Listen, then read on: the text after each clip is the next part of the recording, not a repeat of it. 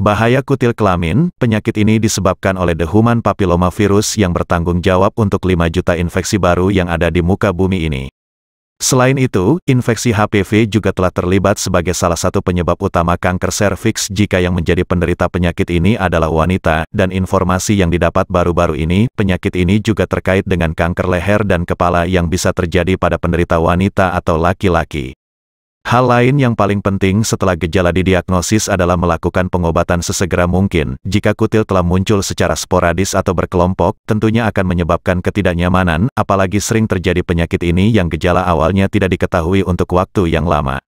Hal seperti ini yang menjadi kondisi sangat berbahaya. Selain itu HPV juga sangat menular dan dapat menyebar melalui hubungan seks tanpa disadari, baik secara oral dan anal.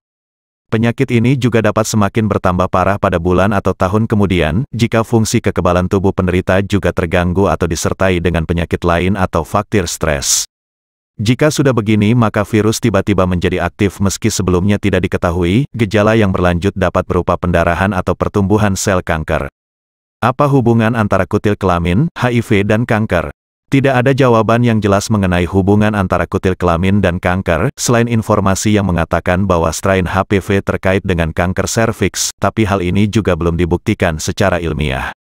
Bukti yang berkembang dan mendukung hubungan antara kutil kelamin dan kanker adalah HPV 6 dan HPV 11 yang umumnya terkait dengan kutil kelamin.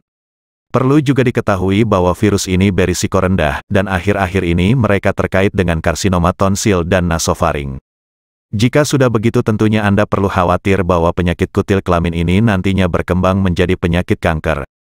Hal ini terutama akan terjadi bila kutil kelamin telah menyebar dan pengobatan topikal atau bedah dan terapi kekebalan tubuh masih belum efektif.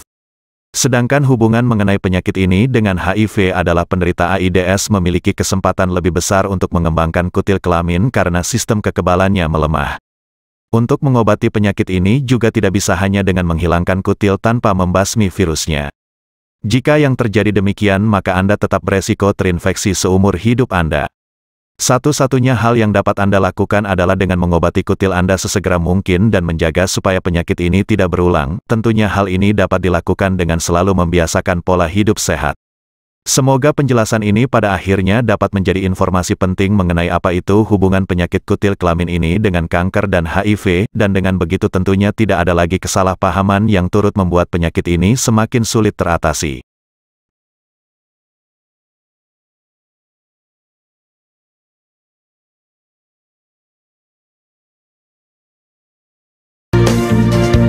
Mengapa harus memilih produk Denatur Indonesia? Karena hanya kami yang memberikan produk berkualitas untuk Anda. Produk sudah terdaftar di BPOM, bersertifikat halal, proses produksi dengan standar internasional, dan kami pastikan produk bebas BKO. Demi menghadirkan produk bermutu dan aman dikonsumsi, Denatur Indonesia selalu mendaftarkan produk-produknya di Badan POM. Denatur Indonesia juga memberikan perlindungan kepada konsumen dari zat haram dalam suatu produk dan etika produksi yang benar dengan hadirnya sertifikat halal ini. Tak hanya itu, kami juga menerapkan SOP dan proses produksi berstandar internasional ISO 9001 demi menjaga mutu dan kualitas produk. Kami pastikan pula produk Denatur Indonesia 100% terbuat dari ekstrak bahan herbal tanpa sedikit pun campuran bahan kimia obat dengan adanya hasil lab ini.